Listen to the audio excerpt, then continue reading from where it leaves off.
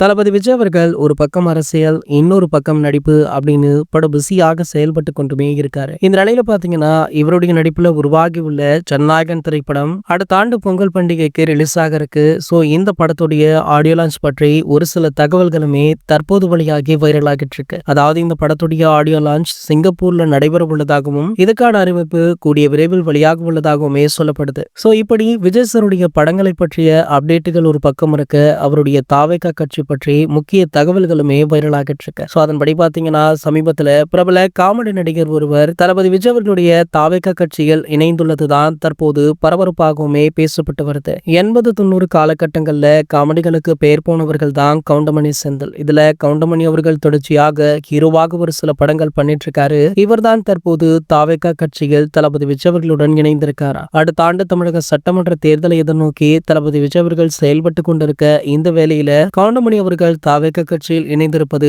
அவருக்கு ஒரு கூடுதல் பலமாக அமைஞ்சிருக்கா. இது போன்ற செய்திகளை பற்றி நீங்க உடனே தெரிஞ்சுக்க நம்மளுடைய சேனலை மறக்காம சப்ஸ்கிரைப் பண்ணிக்கோங்க.